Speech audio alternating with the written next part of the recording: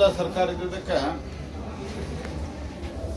ಯಾವುದೇ ರೀತಿಯಾದಂಥ ಡಿಸಿಷನ್ಗಳು ಆಗ್ತಾ ಇಲ್ಲ. ರಾಹುಲ್ ಗಾಂಧಿ ಅವರ ಯಾರಿಗೂ ಹೇಳಲಾರದೆ ನಾಪತ್ತೆ ಆಗಿರುವ ಕಾರಣದಿಂದಾಗಿ ರಾಜ್ಯದ ಮಂತ್ರಿಮಂಡಲ ವಿಸ್ತರಣೆ ಆಗ್ತಾ ಇಲ್ಲ.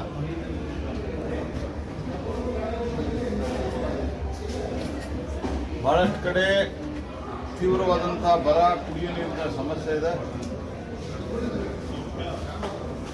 ಜಿಲ್ಲೆಗೆ ಒಬ್ಬ ಮಂತ್ರಿ ಇಲ್ಲ.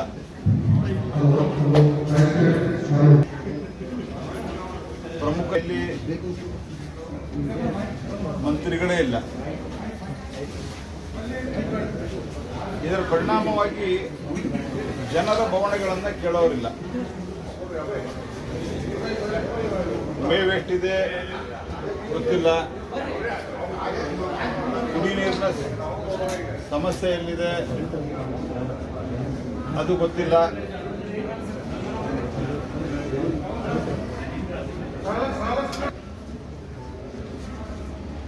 ಬೇಜವಾಬ್ದಾರಿಯಿಂದ ಮಾತಾಡಿಕೊಂಡು ಅಂದ್ರೆ ಇದನ್ನೆಲ್ಲ ಮಾತಾಡಿದರೆ ಸಿಕ್ಕಾಕೋತಾರ ಅಂತ ಹೇಳಿ ಬೇರೆ ಬೇರೆ ವಿಷಯಗಳನ್ನ ಡೈವರ್ಟ್ ಮಾಡ್ತಾ ಹೋಗ್ತಾ ಇರುವಂಥದ್ದು ನಾವು ನೋಡ್ತಾ ಇದ್ದೀವಿ. ಒಬ್ಬ ಹೇಳ್ತಾನ ಅಲ್ಲಿ ಒಂದು RSS ಬೈಠಕ್ ನೋಡೋದ ಗಲಭೆ ಆಗ್ತದೆ.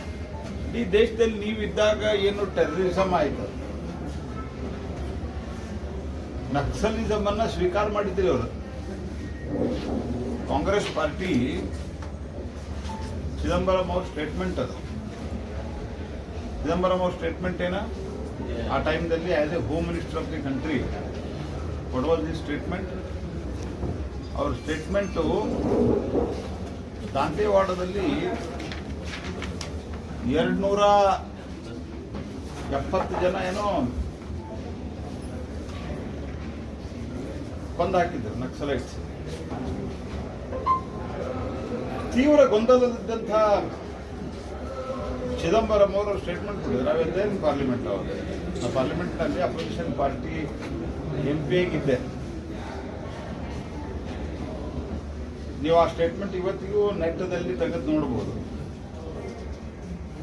ಸುಷ್ಮಾ ಸ್ವರಾಜ್ ಅವರು ವಿರೋಧ ಮಾಡಿದ್ರು, ಅದು ವಿರೋಧ ನೆಟ್ಟದಲ್ಲಿ ಬರೋದಿಲ್ಲ, ಯಾಕಂದ್ರೆ ಮೈಕ್ ಆಫ್ ಮಾಡ್ತಾರೆ. ಅವ್ರು ಹೇಳಿದ್ರು ನಾವು ಏನೂ ಮಾಡ್ಲಿಕ್ಕೆ ಸಾಧ್ಯ ಇಲ್ಲ, ನೀವು 3 ದಿವಸಗಳ ಕಾಲ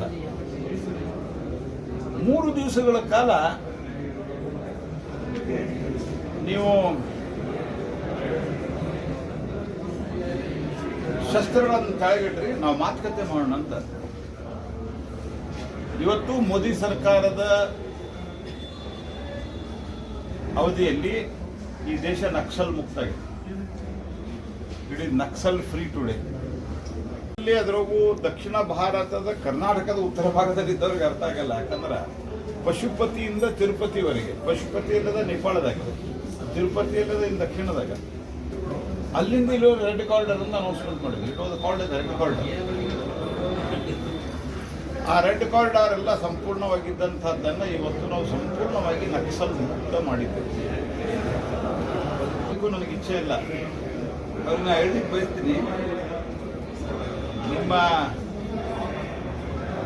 ನಾಯಕರಂತ ರಾಹುಲ್ ಗಾಂಧಿ ಅವ್ರ ರೀತಿಯಲ್ಲಿ ನೀವು ಕ್ಷಮೆ ಕೇಳಬೇಕು ಅಂತ. ಈಗೆಲ್ಲ ಪಾನ್ಸಾರೆ ಅವ್ರ ಹತ್ಯೆ, ಕಲಬುರ್ಗಿ ಅವ್ರ ಹತ್ಯೆ, ಯುವಕರ್ ಮತ್ತು ಏನೇನು ಹೋಲಿಸಿ ಮಾತಾಡಲ್ಲ, ಇದು ನಾಳೆ ಕೋರ್ಟ್ನಾಗ ಕ್ಷಮೆ ಕೇಳಬೇಕಾಗ್ತದೆ. ರಾಹುಲ್ ಗಾಂಧಿ ಹೆಂಗೆ 8ನೇ ಸರ್ತಿನ 9ನೇ ಸರ್ತಿ ಕ್ಷಮೆ ಕೇಳ, 96 ಬಾರಿ ಸೋತಿದ್ದಾರೆ.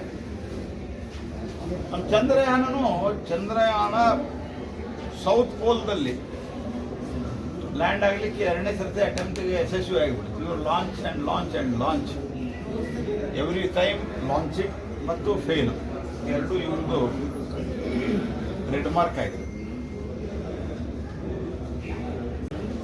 ಇವತ್ತು ಪರ್ಮನೆಂಟ್ ರೆಸಿಡೆನ್ಸ್ ಸರ್ಟಿಫಿಕೇಟ್ ಅನ್ನು ಕೊಡ್ತಾ ಇದ್ದಾರೆ.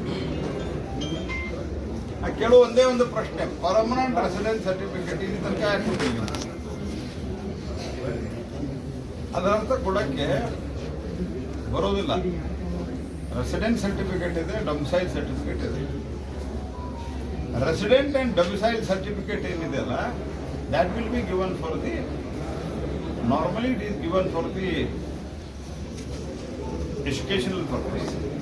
ಈಗ ಸಿ ಇ ಟಿ ಕೂತಿರ್ತಾನಪ್ಪ, ಸಿ ಇ ಟಿ ಕೂತಂಥ ಮನುಷ್ಯ ಹುಡುಗ ಅವನು ಕರ್ನಾಟಕದ ಕೋಟ ಇರ್ತದೆ, ಔಟ್ಸೈಡ್ ಕರ್ನಾಟಕ ಕೋಟ ಇರ್ತದೆ. ಇತ್ತೀಚೆಗೆ ಯಾರು ಸಿ ಇ ಟಿ ಎಕ್ಸಾಮ್ ಆಗ್ಯಾರ, ಬಿ ಎ ಆಗ್ಯಾರ, ಅವ್ರಿಗೆ ಕೇಳಿ ಆ ಕೋಟಾದಲ್ಲಿ ಅವ ಕರ್ನಾಟಕದವನೇ ಅಂತ ಮಾಡಲಿಕ್ಕೆ ಅವ್ರೇನು ಮಾಡ್ತಾರೆ, ಫಾರ್ ಎಜುಕೇಷನ್ ಪರ್ಪಸ್ ಹೇಳ್ತಾರೆ, ಇವ್ರ ತಂದೆ ಬಂದು ಇಲ್ಲಿ ಒಂದು 5 ವರ್ಷ ಆಯಿತು, 6 ವರ್ಷ ಆಯಿತು, 8 ವರ್ಷ ಆಯಿತು, ಕೆಲಸದ ನಿಮಿತ್ತವಾಗಿ ಅಂದರೆ ಜಾಬ್ ನಿಮಿತ್ತವಾಗಿ ಇಲ್ಲಿ ಬಂದರೆ ಅವರು ಇದೆ ಡೊಮೆಸೈಲ್ ಅಥವಾ ರೆಸಿಡೆನ್ಷಿಯಲ್ ಸರ್ಟಿಫಿಕೇಟ್ ಕೊಡ್ತಾರೆ. Permanent residential certificate it is most dangerous. ಅದಕ್ಕೆ ನಾನು ಈಗ ನಾನು ಇತ್ತೀಚೆಗೆ ನೀವು ನಂದು ಇದನ್ನು ನೋಡಿರ್ಬೋದು, ನಂದು ಅಸ್ಸಾಮದ ಮುಖ್ಯಮಂತ್ರಿಗಳ ಜೊತೆಗೂ ಭೇಟಿ ಆಯಿತು. ಅಲ್ಲಿ ರೆಸಿಡೆನ್ಸ್ ಸರ್ಟಿಫಿಕೇಟ್ ಕೊಡ್ಬೇಕಂದ್ರೆ ಜಿಲ್ಲಾಧಿಕಾರಿಗಳು ಕೊಡ್ತಾರೆ. ಯಾಕಂದ್ರೆ ಈಗ ಇಮಿಗ್ರೆಂಟ್ಸ್ ಏನಿದ್ದಾರೆ ನುಸುಳುಕೋರರು, ಈ ನುಸುಳುಕೋರರು ಸರಿಯಾದಂಥ ವೆರಿಫಿಕೇಶನ್ ಅವರನ್ನು ಮತದಾರನ ಮಾಡೋ ಸಂಬಂಧವಾಗಿ ಈ ಷಡ್ಯಂತ್ರ ನಡೀತಾ ಇದೆ. ನಾನು ತಹಶೀಲ್ದಾರ್ಗೆ, ಡೆಪ್ಟಿ ತಹಶೀಲ್ದಾರ್ಗೆ ಹೇಳಲಿಕ್ಕೆ ಬಯಸ್ತೀನಿ, ಇವರು ಮನಸ್ಸಿಗೆ ಬಂದಂಗೆ ಯಾವುದೇ ರೀತಿಯಾದಂಥ ಅಪ್ಲಿಕೇಶನ್ ಆಫ್ ಮೈಂಡ್ ಇಂದ ನಿಮ್ಗೇನು ರೂಢನೆ ಕೊಡ್ತಾರೆ, ನೀವು ಕೊಟ್ಟರೆ ಅವ ಎಲ್ಲರೂ ನಾಳೆ ಐ ಎಸ್ ಜೊತೆ ಸಂಪರ್ಕದಾಗಿದ್ದಾನ ಅಂದ್ರೆ ಪಾಕಿಸ್ತಾನದ ಯಾರ್ದೋ ಜೊತೆ ಸಂಬಂಧ ನೀವು ಸಿಕ್ಕಾಕ್ಬೇಕು. ಇವ್ರು ಹೋಗ್ಬಿಡ್ತಾರೆ. ಇವರು ನಾವು ಸ್ಥಾನೀಯ ಚೌಕಾಶಿ ಮಾಡೋಕ್ಕೋದ ಅಂತ ಹೇಳಿದ್ವಿ, ಊರಲ್ಲಿ ಎವಿಡೆನ್ಸ್ ಮಾಡಿಕೊಡು ಅಂತ ಹೇಳಿದ್ವಿ. ನಾ ರೆಸಿಡೆನ್ಷಿಯಲ್ ಸರ್ಟಿಫಿಕೇಟ್ ಕೊಡೋದು ಬೇಡ ಅಂತ ಹೇಳ್ತಾ ಇಲ್ಲ, ಬಟ್ ಇದೇ ಟೈಮ್ದಾಗ ಅದನ್ನ ತೆಗೆದು deputy tahsildar permanent residence certificate. What is this non sense? ಹಾಗಾಗಿ ಈಗಾಗಲೇ ಕಾನೂನು ಸುವ್ಯವಸ್ಥೆ ಹದಗೆಟ್ಟದು. ಅದಕ್ಕಿಂತ 2 ದಿವಸ ಮೊದಲು ದೇವೇಂದ್ರ ಫಡ್ನವೀಸ್ ಅವರು ನನಗೆ ಭೇಟಿಗೆ ಬಂದಿದ್ದರು ಡೆಲ್ಲಿಯೊಳಗೆ. ನಮ್ಮ department related energy, renewable energy department related ಒಂದಿಷ್ಟು ಪಾಲಿಸಿ ಇಶ್ಯೂದು ಚರ್ಚೆಗೆ ಬಂದಿದ್ದಾರೆ ನಮ್ಮ ಮನೆಗೆ. ಅವರು ನಮ್ಮ ಅಧಿಕಾರಿಗಳಿದ್ರು, ಅವ್ರ ಅಧಿಕಾರಿಗಳಿದ್ರು. ಎಲ್ಲ ಮುಗಿದ ನಂತರ ನನ್ನ ಜೊತೆಗೆ ಮನೆಯಲ್ಲಿ ಚಾ ಕುಡಿಕೊಳ್ತಾ ಕೂತಾಗ ಹೇಳಿದ್ರು, ಕರ್ನಾಟಕದಲ್ಲಿ ಏನಾಗಿದೆ, ನಾವು ಬಂದು ನಿಮ್ಮಲ್ಲಿ ಆ ಸಿಂಥೆಟಿಕ್ ಡ್ರಗ್ದವ್ರನ್ನ ಅರೆಸ್ಟ್ ಮಾಡ್ಕೊಂಡು ಹೋಗ್ತೀವಿ, ಫ್ಯಾಕ್ಟ್ರಿಯವ್ರನ್ನ ಇಡ್ತೀವಿ, ಫ್ಯಾಕ್ಟ್ರಿ ನಿಂತಿದ್ದು ಗೊತ್ತಾಗಲ್ಲ, ನಮ್ಗೆ ಎಲ್ಲ ಗೊತ್ತಾಗ್ತದೆ, ಇವರು ದುಡ್ಡು ತಿಂದಿರ್ತಾರೆ ಅಂತ ಹೇಳಿ. ಸೊ ಅದನ್ನ ಬಿಟ್ಟು ಇವೆಲ್ಲ ಫಾಲ್ತು ಕೆಲಸವನ್ನ ಮಾಡ್ತಾ ಇರುವಂಥ ಈ ಕಾಂಗ್ರೆಸ್ ಪಾರ್ಟಿ ರಾಜ್ಯವನ್ನು ವಿನಾಶದ ಅಂಚಿಗೆ ಕರೆದುಕೊಂಡು ಹೋಗ್ತಾ ಇದೆ. ಹಂಗಾಗಿ ಇವರು ರಾಹುಲ್ ಗಾಂಧಿ ಜೊತೆ ಇವರು ಕ್ಷಮೆ ಕೇಳುವಂಥ ಸ್ಥಿತಿ ಬರ್ತದೆ. ಸರಿ, ದಸರಾ ಅವ್ರಿಗೇನು ಬೇಕಾಗ್ಯದ ಅಂತಂದ್ರೆ, ಯಾಕೆ ನೀವು ಡ್ರಗ್ದವ್ರು ಹಿಡಿಲಿಲ್ಲ ಈ ಪ್ರಶ್ನೆ ಕೇಳಬಾರ್ದು ನೀವು ಅಂತ ಇದು ಹೇಳ್ತಾ ಇದ್ದಾರೆ. ಸ್ಪೇಸ್ ಆಕ್ಯುಪೈ ಮಾಡಬೇಕು. ನಿಮ್ಗೆ ಸ್ಪೇಸ್ ಮೀಡಿಯಾದಲ್ಲಿ ಸ್ಪೇಸ್ ಎಲ್ಲರಾಗ ಸಿಗ್ತಾ ಇದೆ, ಅವರು RSS ಬಗ್ಗೆ ಸಿಗ್ತಾರೆ. ನಾ ರಿಯಾಕ್ಷನ್ ಮಾಡೋದು ಅವರಿಗೆ ಬಂದ್ ಮಾಡಿದ್ದೀನಿ. ನಾ ಎಲ್ಲರಿಗೂ ನಮ್ಮವ್ರಿಗೆ ಹೇಳಿ ಕೊಡಬೇಡ್ರಿ, ಏನು ಮಾಡ್ತಾರೆ ಅವರು? ರಿಜಿಸ್ಟ್ರೇಷನ್ ಅವ್ರ ಉತ್ತರ ಒಂದು ಸರ್ತಿ ಹೇಳ್ಯಾರ ಸಂಘದ ಪ್ರಮುಖರು. ಅದಾದ ನಂತರ ಏನು ಹೇಳಿಲ್ಲ. ಅವ್ರ ಕೆಲಸ ನಡೆದ, ಅವ್ರ ಕೆಲಸ ಮಾಡ್ಕೊತಿದ್ದಾರೆ. ಒಂದು ದಕ್ಷಿಣ ಭಾಗದಾಗ ಒಂದು ಗಾದಿ ಮಾತದ, ಅಷ್ಟ ನಾನು ರಿಯಾಕ್ಷನ್ ಜಾಸ್ತಿ ಹೇಳೋದಿಲ್ಲ. ಹೊಳೆ ದಾಟಲಿಕ್ಕೆ ದೊಣ್ಣೆ ನಾಯಕನ ಅಪ್ಪಣೆ ಅಂತ ಹೇಳಿ ಹೇಳ್ತಿರ್ತಾರೆ. ಏನು ಅದರಿಂದ ಏನು ಪರಿಣಾಮ ಆಗೋದಿಲ್ಲ, ಅವ್ರಿಗೆ ಉತ್ತರ ಕೊಡುವ ಅವಶ್ಯಕತೆ ನಮ್ಮದು ಇಲ್ಲ. ಸಂಘದವ್ರು ಎಷ್ಟು ಒಂದು ಸದ್ಯ ಏನು ಪಬ್ಲಿಕ್ ಕನ್ಸಂಪ್ಷನ್ಗೆ ಒಂದು ಪ್ರಶ್ನೋತ್ತರದಲ್ಲಿ ಸಂಘದ ಪ್ರಮುಖರು ಹೇಳಿದ್ದಾರೆ.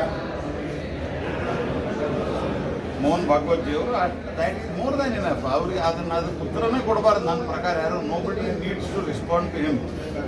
It is very childish, no need to react. ಇವ್ರು ಏನು ಮಾಡ್ತಾರೆ, ಏನು ಮಾಡ್ಕೊಳ್ಳಿಲ್ಲ, ನಾವೆಲ್ಲಿ ಬೇಡ ಅಂತೀವಿ. ಇಂಥವೆಲ್ಲ ಭಾಳ ನೋಡಿ ಆಗ್ಯದ, 3 ವರ್ಷ ಆಗ್ಯದ. ಮತ್ತು ಈ 100 ವರ್ಷದಾಗ ಇವ್ರಂಗೆ ABCDFGHI ಅನ್ನ ಹೊಡೆದಿಲ್ಲ. ವೆದರ್ ಇಟ್ ಇಸ್ ಭಾರತೀಯ ಜನತಾ ಪಾರ್ಟಿ ಸಂಘದ ಪಾಲಿಸಿ ಇದರಲ್ಲಿ ಮಾಡ್ತಾ ಇರುವಂಥದ್ದು,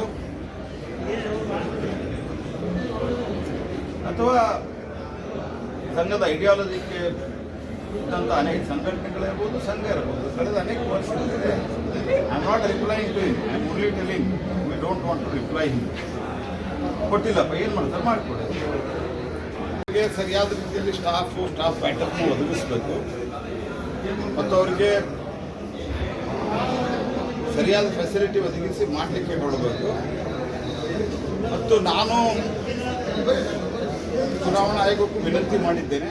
ಅವ್ರ ಜೊತೆ ಮಾತುಕತೆಯನ್ನು ನಾನು ವೈಯಕ್ತಿಕವಾಗಿ ಚುನಾವಣಾ ಆಯೋಗಕ್ಕೆ ಅಧಿಕೃತವಾಗಿ ನಡೆಸಿದ್ದೇನೆ. ಈ ರೀತಿಯಾದಂಥ ಏನು ಕೆಲವು ಘಟನಾವಳಿಗಳು ನಡೀತಾ ಇದ್ದಾವೆ,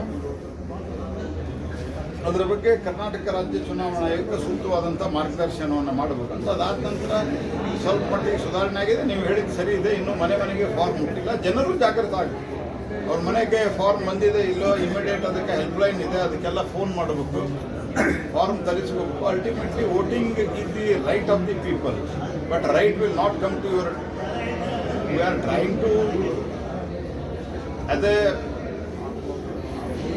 ಚುನಾವಣಾ ಇಲೆಕ್ಷನ್ ಕಮಿಷನ್ನು ನಿಮ್ಮ ಮನೆಗೆ ತರೋ ಪ್ರಯತ್ನ ಮಾಡ್ತಾ ಇದೆ. ಅಕಸ್ಮಾತ್ ಸ್ಥಳೀಯವಾದ ತಪ್ಪಿನಿಂದ ಯಾರದೋ ಒಂದು ತಪ್ಪಿನಿಂದ ಬಂದಿಲ್ಲ ಅಂದರೆ ಜನಕ್ಕೂ ನಾವು ವಿನಂತಿ ಮಾಡ್ತೇನೆ, ನೀವು ಸಹಿತ ನಿಮ್ಮದು ಎವ್ರಿಥಿಂಗ್ ಇದು ಅವೈಲೇಬಲ್ ಆನ್ಲೈನು ಮಾಡಿರಿ. ಇಲ್ಲಿ ಆಗೋದಿಲ್ಲ, ಅಲ್ಲೇ ನಾವು ನಮ್ಮ BLA 2 ಮಾಡಿಸೋ ಪ್ರಯತ್ನವನ್ನು